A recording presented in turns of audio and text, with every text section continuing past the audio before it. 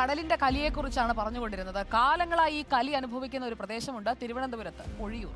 ഏറ്റവും ഒടുവിൽ പൊഴിയൂരിൽ നിന്ന് നീരോടിയിലേക്ക് പോകുന്ന റോഡിന്റെ ഒരു ഭാഗം മുഴുവൻ കടലങ്ങെടുത്തു. കടലാക്രമണം പതിവായി അനുഭവപ്പെടുന്ന അവിടെ തങ്ങളുടെ ദുരിതങ്ങൾക്ക് ഒരു പരിഹാരമേ ഇല്ല എന്ന് പറയാനാണ് അവിടെയുള്ളവർ എപ്പോഴും നമ്മുടെ ക്യാമറയ്ക്ക് മുന്നിൽ എത്താറുള്ളത്. കടലാക്രമണം ഇനിയും രൂക്ഷമാവുകയാണെങ്കിൽ വരും ദിവസങ്ങളിൽ കടലാക്രമണം എങ്ങനെയാണ് തങ്ങൾ അതിജീവിക്കേണ്ടത്, ആശുപത്രിയിലേക്ക് ആരെയെങ്കിലും കൊണ്ടുപോകാൻ എങ്ങനെ കഴിയും, അങ്ങനെയൊക്കെയുള്ള ആശങ്കകൾ ഈ റോഡ് തകർന്നതോടെ അവർക്കുണ്ടായിട്ടുണ്ട്. രാത്രി ഉറങ്ങുമ്പോൾ വീട് കടലെടുത്ത് പോകുമോ എന്ന ഭയവുമുണ്ട് പൊഴിയൂരിലെ പാവപ്പെട്ട മനുഷ്യർക്ക്. സുനിഷ അയ്യല്ലൂർ നമുക്കൊപ്പമുണ്ട് തത്സമയം. Sunisha, good evening. പൊഴിയൂരിന്റെ ആശങ്ക നമ്മൾ പലവട്ടം പങ്കുവച്ചതാണ്.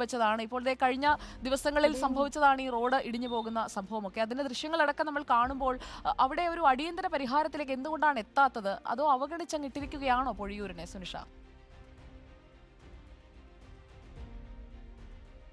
സുജയ, ഈ പറഞ്ഞതുപോലെ തന്നെയാണ്, ശക്തമായ ഒരു കടലിരമ്പം കേട്ടാൽ ഒരുപക്ഷെ ഏറ്റവും അധികം പേടിക്കുന്ന ഒരു ജനത പൊഴിയൂരുള്ളവരാണ് എന്നതാണ്. കാരണം തുടർച്ചയായി കടലാക്രമണം ഉണ്ടാകുന്ന ഒരു പ്രദേശം. ഏറ്റവും ഒടുക്കത്തെ ഉദാഹരണം നോക്കിയാൽ തന്നെ കഴിഞ്ഞ ദിവസത്തെ കടലാക്രമണത്തിൽ 7ഓളം വീടുകളാണ് പൊഴിയൂർ മാത്രം നഷ്ടപ്പെട്ടത് എന്നതാണ്. ഈ കള്ളക്കടൽ പ്രതിഭാസത്തിന്റെ ഭാഗമായി ഒരുപക്ഷെ നമ്മൾ തന്നെ എപ്പോഴും റിപ്പോർട്ട് ചെയ്യപ്പെടുന്നു വലിയ രീതിയിലുള്ള നാശനഷ്ടം. ഈ കടൽ ആദ്യം തീരം പൂർണ്ണമായും കടൽ എടുത്തു കഴിഞ്ഞു. അതിനുശേഷം ഇപ്പോൾ റോഡ് കൂടി കടലെടുക്കുന്നു എന്നതാണ്. കഴിഞ്ഞ ദിവസത്തെ ഈ കടലാക്രമണത്തിന്റെ പശ്ചാത്തലത്തിലാണ് ഈ റോഡൊക്കെ തന്നെ ഈ തമിഴ്നാടേക്ക് പോകുന്ന ഈ തീരദേശ റോഡിന്റെ ഒരു ഭാഗം പൂർണ്ണമായും തകർന്ന അവസ്ഥയാണ്. ഒരാൾക്ക് നടക്കാൻ പോലും പാകത്തിന് കഴിയാത്ത രീതിയിലേക്ക് ആ റോഡ് മാറിയിരിക്കുന്നു. ഒപ്പം തന്നെ ഗതാഗതം പൂർണ്ണമായും തടസ്സപ്പെട്ടു. ഈ സുജയ് പറഞ്ഞതുപോലെ തന്നെ കൃത്യമായി ഒരുപക്ഷെ ആശുപത്രിയിൽ പോകണമെങ്കിൽ, എന്തെങ്കിലും ഒരു അത്യാവശ്യത്തിന് പോകണമെങ്കിൽ ഇനി ഏത് വഴി പോകുമെന്നതാണ്.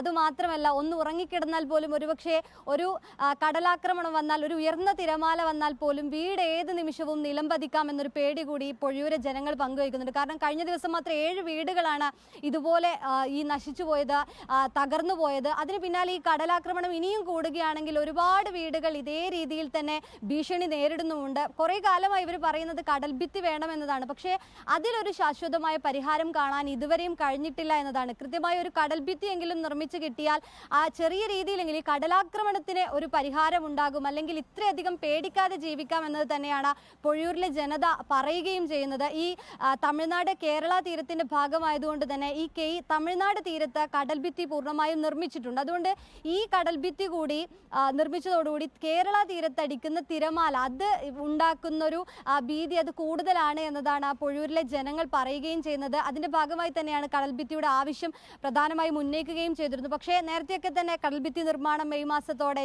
ഏപ്രിൽ മാസത്തോടെ, അങ്ങനെ ഓരോ മാസത്തോടെയും ആരംഭിക്കും. അടുത്തതായി പലരും വാഗ്ദാനം ചെയ്യുന്നു, പലപ്പോഴും ഉണ്ടാകുമെന്ന് പറയുന്നു. ഇപ്പോൾ ഒരുപക്ഷെ എനിക്ക് തോന്നുന്നു കേരളം തന്നെ ഇപ്പോൾ 5 കോടിയിലധികം പൊഴിയൂരിലെ ഈ കടൽഭിത്തി നിർമ്മാണത്തിന്റെ ഭാഗമായി തന്നെ വകയിരുത്തുകയും ചെയ്തിട്ടുണ്ട്. പക്ഷേ അതൊന്നും തന്നെ കടൽഭിത്തി നിർമ്മാണത്തിലേക്ക് എത്തുന്നില്ല എന്നതാണ് ഏറ്റവും പ്രധാനപ്പെട്ട കാര്യം. ഈ പൊഴിയൂരിലെ ജനങ്ങൾ പലപ്പോഴും നമുക്കറിയാം, മുന്നറിയിപ്പ് വരുമ്പോഴൊക്കെ തന്നെയും തീരദേശത്തുള്ളവർ ജാഗ്രത പാലിക്കണം, മാറി താമസിക്കാൻ ആവശ്യപ്പെട്ടാൽ മാറി താമസിക്കണം, കടലാക്രമണം രൂക്ഷമാകും, അങ്ങനെയൊക്കെ പറയുമ്പോഴും ഇവരെ മറ്റൊരു ക്യാമ്പുകളിലേക്ക് മാറ്റുന്നൊരു സ്ഥിതിവിശേഷം സ്ഥിരം കാഴ്ചയായിട്ട് മാറുന്നുണ്ട്. ഈ പറയുമ്പോഴൊക്കെ തന്നെയും കൃത്യമായി അവിടെ ഈ ക്യാമ്പുകളിൽ തന്നെ താമസിക്കേണ്ടി വരുന്ന ഒരു ജനത കൂടി ഉണ്ടാകുന്നു എന്നതാണ്. കാരണം തിരിച്ചു പോകാൻ വീടില്ല, അല്ലെങ്കിൽ തിരിച്ചു പോയാൽ എവിടെ നിൽക്കും, പേടിയോടെ എവിടേക്ക് പോകുമെന്നുള്ള ആ ഒരു ചോദ്യം നമുക്കൊക്കെ അത് നേരിടാത്തത് കൊണ്ടായിരിക്കാം ഇതൊക്കെ ലാഘവത്തോടെ, എനിക്ക് തോന്നുന്നു അധികൃതർക്കായാലും അവരൊരിക്കലും അങ്ങനെ ഒരു ചോദ്യം നേരിട്ട ഒരു ജീവിതം അവർക്ക് ഉണ്ടായിട്ടുണ്ടാകില്ല. അതുകൊണ്ട് ഈ മനുഷ്യർ തിരിച്ചെങ്ങോട്ട് പോകുമെന്ന് അവർ ചോദിക്കുമ്പോൾ ആ ഒരു പ്രശ്നത്തെ അത്രയും അതിന്റെ ഒരു